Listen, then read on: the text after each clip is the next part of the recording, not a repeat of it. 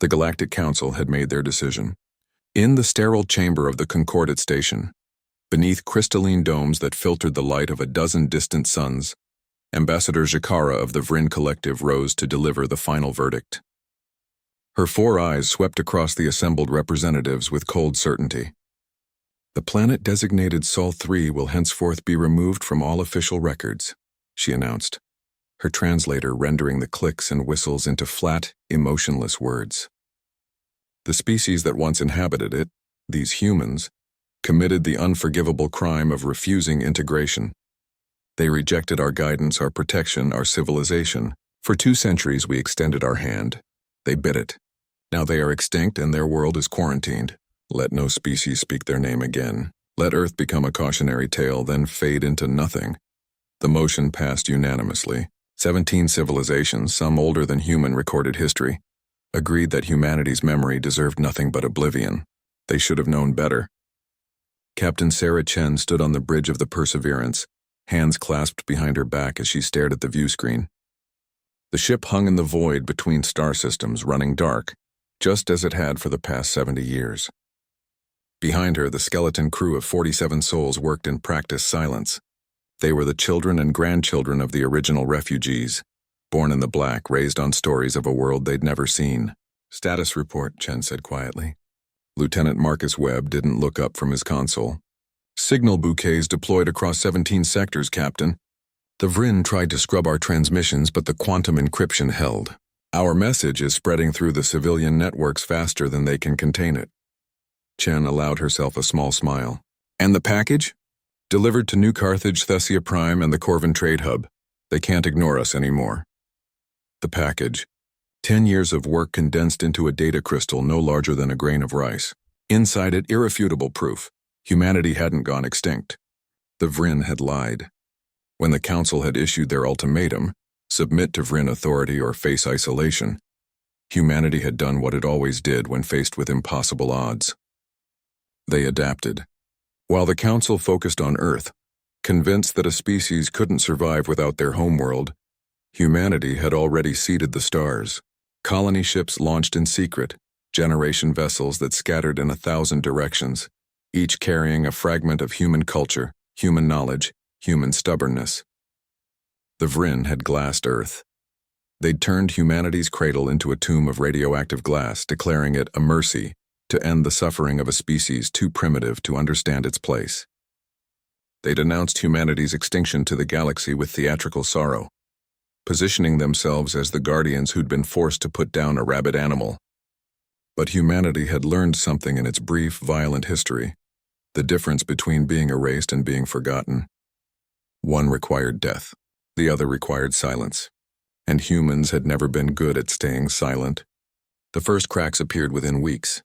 On New Carthage, a human-owned restaurant that had operated for 40 years suddenly revealed itself.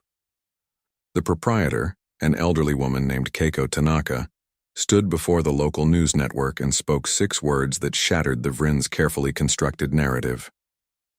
We're still here. Earth remembers you. On Thessia Prime, a human engineer embedded in the planet's power grid released documentation of Vrin war crimes, footage of the orbital bombardment, communications showing the Council's premeditation, evidence of human colonies they'd known about and deliberately ignored in their propaganda. On the Corvin Trade Hub, a human musician performed a concert that drew 50,000 beings. She sang in 17 languages, human and alien both, songs of resistance and survival. The Vrin tried to shut down the broadcast. By then, it had already been copied and shared across 600 worlds. The galaxy, it turned out, didn't appreciate being lied to.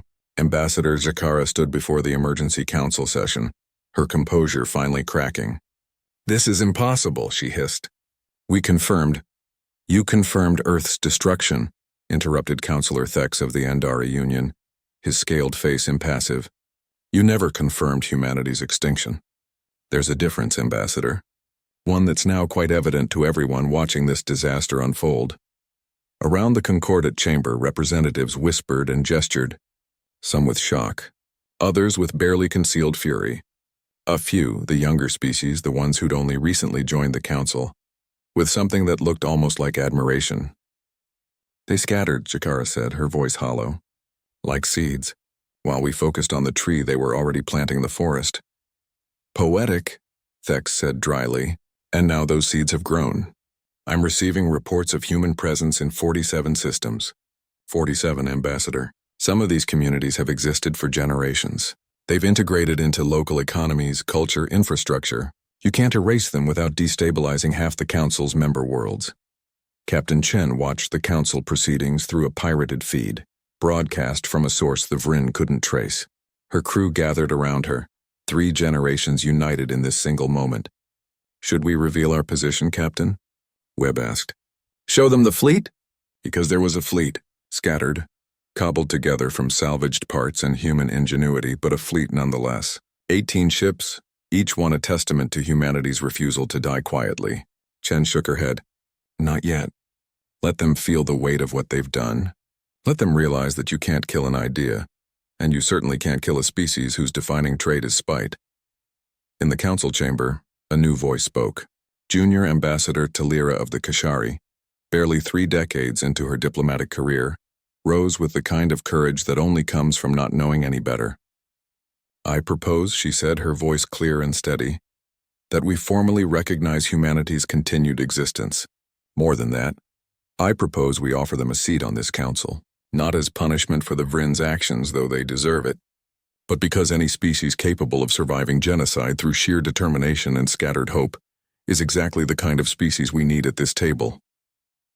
The silence that followed was absolute. Then from the gallery where civilian observers watched, someone began to clap. Then another, then dozens. Species who'd heard the human musicians, tasted food from human restaurants, worked alongside human engineers. The applause spread like wildfire, drowning out Jakara's protests. Captain Chen felt wetness on her cheeks and didn't bother to wipe it away. Around her, her crew embraced, laughed, cried. They'd done it. Humanity hadn't just survived. They'd won. Send the signal, she said quietly. All ships, all colonies. Tell them to come home. Tell them Earth's children are finally coming out of the shadows. The message streamed out across the stars, riding quantum channels and ancient human satellites, bouncing from relay to relay until it reached the furthest human outposts. 4 words, simple and eternal. We are still here, and the galaxy would never forget again.